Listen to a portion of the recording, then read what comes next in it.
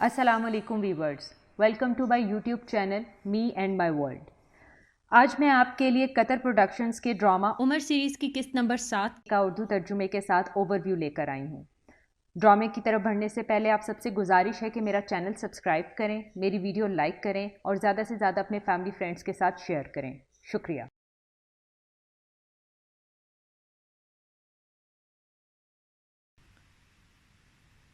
قسط نمبر 7 کا آغاز عبداللہ ابن مسعود کی تیمارداری سے ہوتا ہے۔ ابو بکر عبداللہ ابن مسعود سے کہتے ہیں کہ اس لیے ہم تمہارے لیے ڈر رہے تھے۔ ابن مسعود کہتے ہیں میری نظروں میں آج یہ خدا کے دشمن کمزور نظر آئے، اگر آپ چاہیں تو میں یہ کل دوبارہ کروں گا۔ ابو بکر نہیں، تم نے بہت زیادہ کر لیا۔ دوسری طرف عمر اپنی بہن کے گھر آتے ہیں، وہاں ان کا بھائی زید ان سے پوچھتا ہے کہ آج تمہیں کیا چیز پریشان کر رہی ہے؟ عمر: لوگ اپنے آداب کھو بیٹھے ہیں۔ زید جواباً کہتا ہے کون سے لوگ؟ آج کل مکہ میں 2 ہی تو لوگ ہیں۔ عمر: کاش میں محمد کے لوگوں میں نقص نکالتا جس طرح وہ اپنے لوگوں میں نقص نکالتا ہے۔ جب وہ انہیں مار رہے تھے تو وہ چپ تھے، جب وہ گالی دے رہے تھے تو وہ اچھے الفاظ اپنی زبان سے نکال رہے تھے۔ ان میں کمزور آج طاقتور ہے، اور جو ہمارے درمیان طاقتور ہیں وہ کمزور کے ساتھ ناانصافی کر رہے ہیں اور کمزور طاقتور کے خلاف منصوبے بنا رہے ہیں۔ وہ ایک دوسرے کے ساتھ رحم سے پیش آتے ہیں۔ امیر غریب کی مدد کر رہا ہے۔ ابو بکر، عثمان، محاسب ابن عمیر، ابو حذیفہ ابن عتبہ، بلال، صہیب اور سلیم جو کہ ابو حذیفہ کا غلام تھا برابر ہیں، اور ہم دوسری طرف درجوں میں بٹے ہیں۔ امیر اور غریب کا کیا،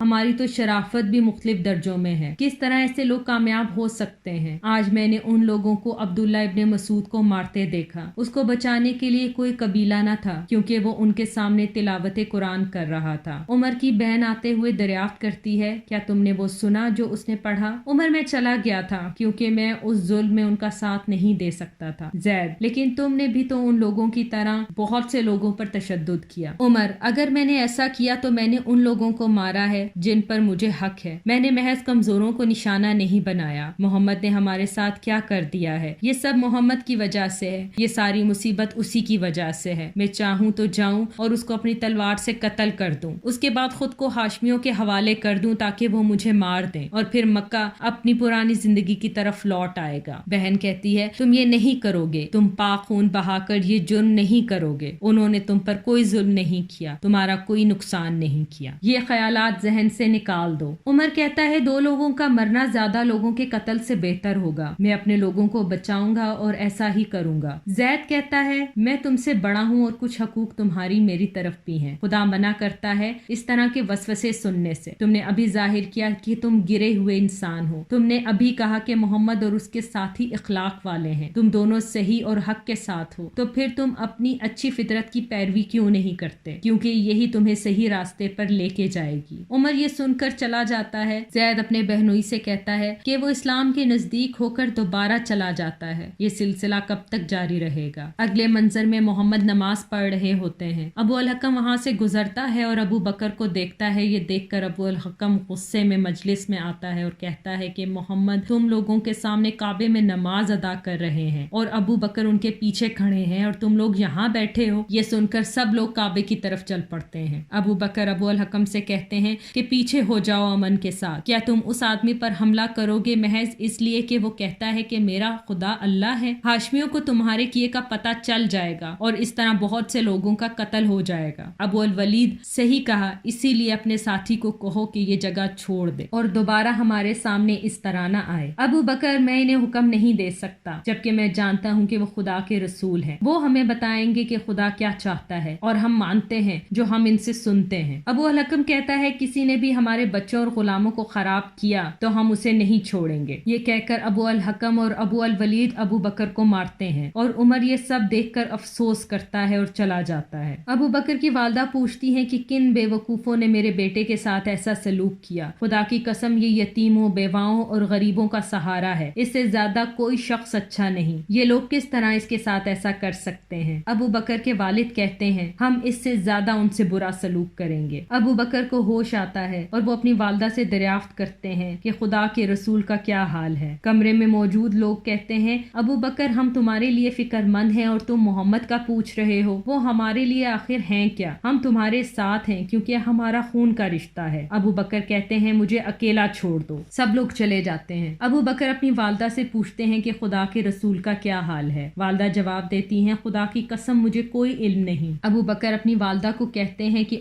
جمیل ابن الخطاب کے پاس جاؤ۔ ماں کہتی ہے میں کیوں جاؤں بیٹا، لیکن پھر بیٹے کے اصرار پر مان جاتی ہیں۔ والدہ جمیل بنت الخطاب کے پاس آتی ہیں اور پوچھتی ہیں کہ میرا بیٹا ابو بکر محمد ابن عبداللہ کے بارے میں جاننا چاہتا ہے۔ جمیل بنت الخطاب کہتی ہیں میں ابو بکر اور محمد ابن عبداللہ دونوں کو نہیں جانتی، اگر تم چاہو تو میں تمہارے بیٹے کو دیکھنے آ سکتی ہوں۔ جمیل بنت الخطاب ابو بکر کو کہتی ہیں کہ خدا کی قسم جن لوگوں نے تمہارے ساتھ یہ کیا وہ بہت ہی ظالم تھے، میں امید کرتی ہوں اللہ انہیں سخت سزا دے گا۔ والدہ دریافت کرتی ہیں کیا تم محمد کے مذہب پر ہو؟ تو وہ کہتی ہیں جی ہاں۔ ابو بکر دریافت کرتے ہیں کہ خدا کے رسول کا کیا حال ہے؟ جمیل کہتی ہیں خدا کے رسول محفوظ ہیں، الارقم کے گھر پر ہیں۔ ابو بکر کہتے ہیں خدا کی قسم جب تک میں ان کو خود نہ دیکھ لوں گا کچھ نہ کھاؤں گا اور نہ ہی پیوں گا۔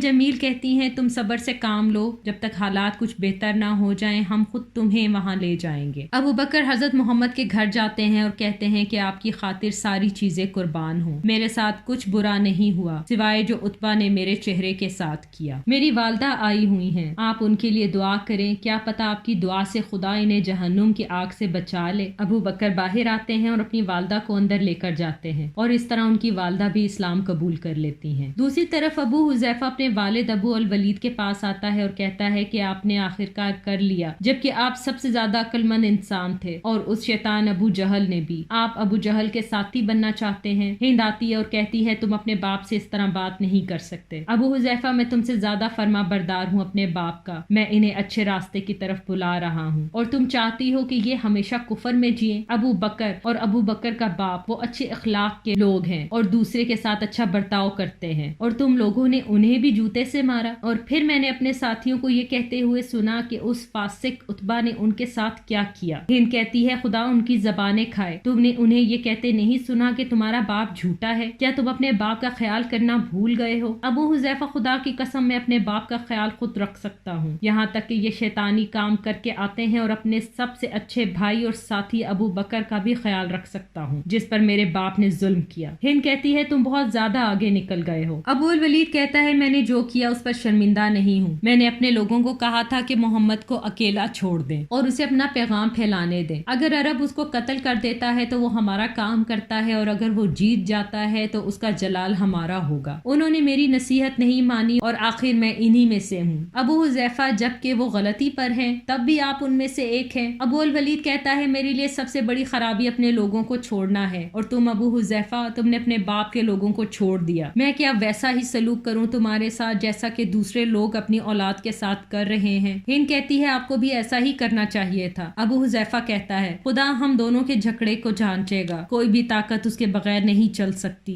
اور یہ کہہ کر وہ چلے جاتے ہیں۔ دوسری طرف عبداللہ کا بھائی ابو جندل اس سے منت کرتا ہے کہ تم ابھی کچھ مت کہو۔ اتنے میں ابو یزید آ جاتا ہے اور پوچھتا ہے کہ تم دونوں کیا چھپا رہے ہو؟ عبداللہ کہتا ہے والد کیا آپ کو جان کر خوشی ہوگی کہ آپ کا بیٹا دوغلا ہے؟ ابو یزید اللہ کی قسم مجھے خوشی نہیں ہوگی۔ عبداللہ کہتا ہے تو آپ کے خیال میں کون بہتر ہے، ایک مضبوط مخالف جو ایماندار آدمی ہے، یا پھر وہ ایک بزدل انسان جو ایمانداری سے خالی ہے؟ ابو یزید کہتا ہے بالکل پہلے والا شخص بہتر ہے، لیکن زیادہ بہتر وہ ہے جو بہادر ساتھی ہو۔ تم ایسے سوال کیوں کر رہے ہو؟ عبداللہ کہتا ہے تو پھر میں آپ کو بتانا چاہتا ہوں کہ میں مسلمان ہوں، میں محمد کو مانتا ہوں اور اللہ اور عزا پر یقین نہیں رکھتا۔ ابو یزید کہتا ہے کہ تم نے کیا کر دیا ہے یہ عبداللہ، میں تمہیں مار دوں گا۔ عبداللہ کہتا ہے کہ نہیں والد آپ ایسا نہیں کریں گے۔ ابو یزید کہتا ہے اگر تم نے ایسا کیا ہے تو تمہیں مجھ سے ایک سکہ بھی نہ ملے گا۔ عبداللہ کہتا ہے خدا کا ساتھ بہترین اور ہمیشہ کے لیے ہے۔ ابو یزید کہتا ہے میں تمہاری ٹانگوں میں زنجیریں ڈال دوں گا۔ عبداللہ کہتا ہے نہیں ایسا نہ کرنا، آپ کامیاب نہ ہوں گے۔ ابو یزید کہتا ہے دفع ہو جاؤ یہاں سے، میرے بیٹے نہیں ہو تم۔ ابو جندل کہتا ہے آپ نے عبداللہ کو رد کر دیا پر وہ میرا بھائی ہے، میں ایسا نہیں کر سکتا۔ مستقبل سے کون واقف ہے، اس لیے آج ایسا کچھ نہ کہیں کہ کل آپ کو پچھتاوا ہو۔ میں ابھی مسلمان نہیں ہوا، لیکن ہو سکتا ہے کہ کل آپ بھی اسلام قبول کر لیں۔ ابو یزید کہتا ہے میں کبھی ایسا نہ کروں گا، چاہے پورا قریش بدل جائے، میں اپنے خداؤں کے لیے محمد اور ان کے ساتھیوں سے لڑوں گا۔ ابو الولید ابو حذیفہ کے گھر آتا ہے اور پوچھتا ہے کیا لوگ صحیح کہہ رہے ہیں کہ محمد غمگین ہے جو ان کے ساتھیوں کے ساتھ ہو رہا ہے، اسی لیے اس نے انہیں حبشہ کی طرف ہجرت کرنے کی اجازت دی ہے، تو کیا تم لوگ جا رہے ہو، جبکہ سب جانتے ہیں کہ تمہارا باپ قریش کا سردار ہے اور وہ تمہاری حفاظت کر سکتا ہے۔ ابو حذیفہ کہتا ہے یہ تکلیف دہ ہے کہ میں دیکھوں کہ میرے ساتھی تکلیف میں ہیں اور میں ان کی حفاظت کے لیے کچھ نہیں کر سکتا۔ میرے لیے یہ تکلیف دہ ہے کہ میں آپ کے ساتھ رہوں، کیونکہ اب ہم ایک قبیلے سے ضرور ہیں لیکن ایک مذہب سے نہیں۔ میرے لیے یہ بھی تکلیف دہ ہے کہ میں اپنے باپ کو جہنم کی طرف جاتے دیکھ رہا ہوں اور کچھ نہیں کر سکتا۔ اس کے علاوہ مزید کہ میں آپ کو شرمندہ نہیں کرنا چاہتا آپ کے لوگوں کے سامنے۔ ابو الولید کہتا ہے وہ تمہارے جانے کے بعد بھی مجھ پر تانے کسیں گے، وہ کہیں گے کہ عتبہ ابن ربی اپنے بیٹے کی حفاظت نہ کر سکا، اس نے اسے ایسی زمین پر جانے دیا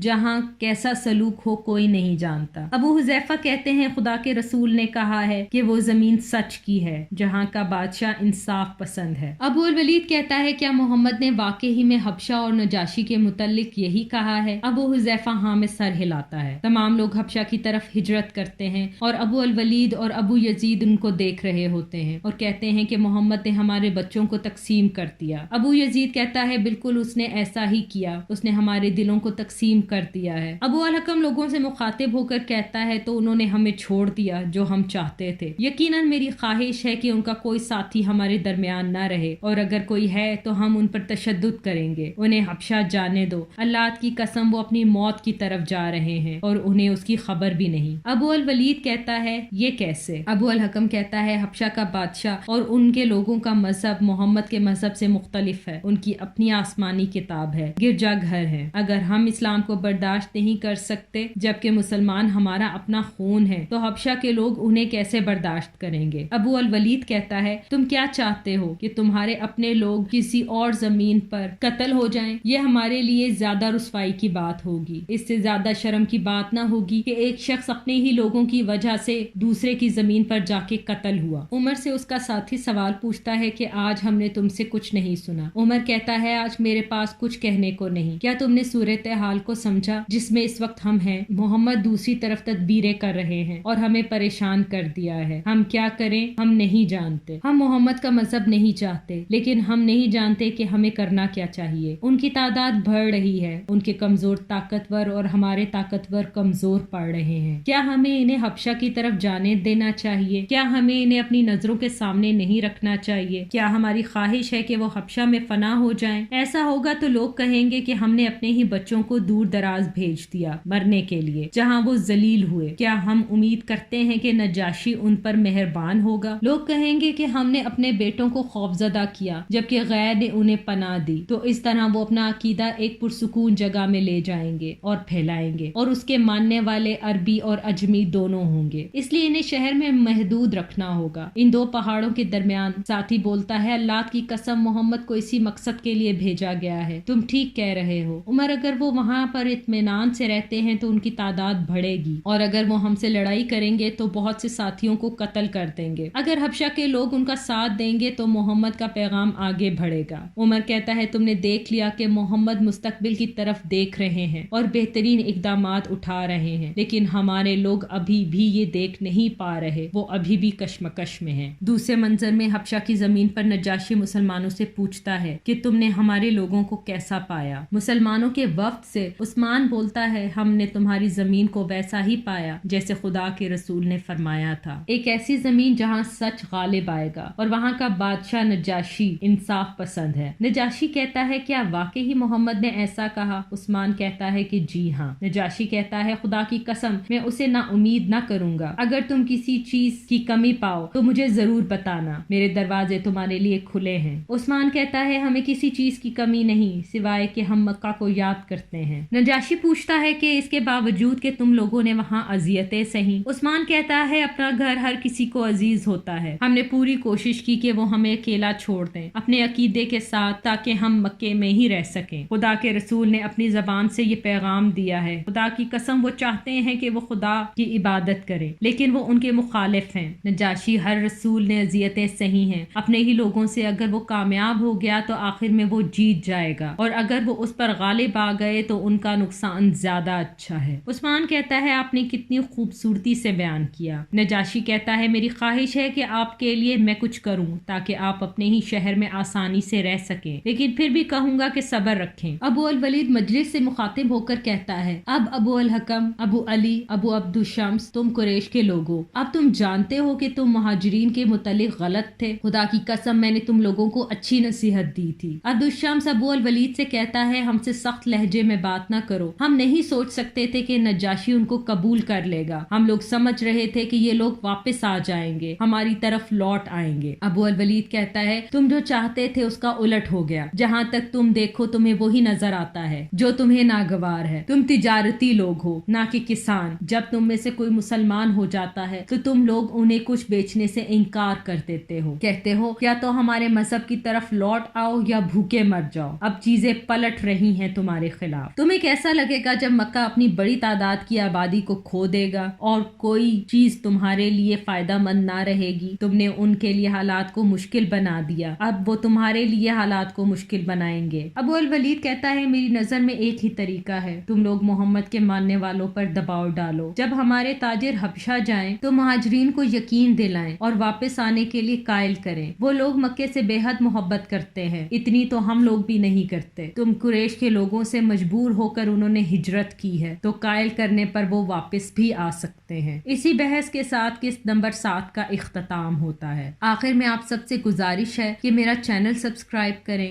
میری ویڈیوز لائک کریں اور زیادہ سے زیادہ اپنے فیملی فرینڈز کے ساتھ شیئر کریں۔ اگلی قسط تک کے لیے اللہ حافظ۔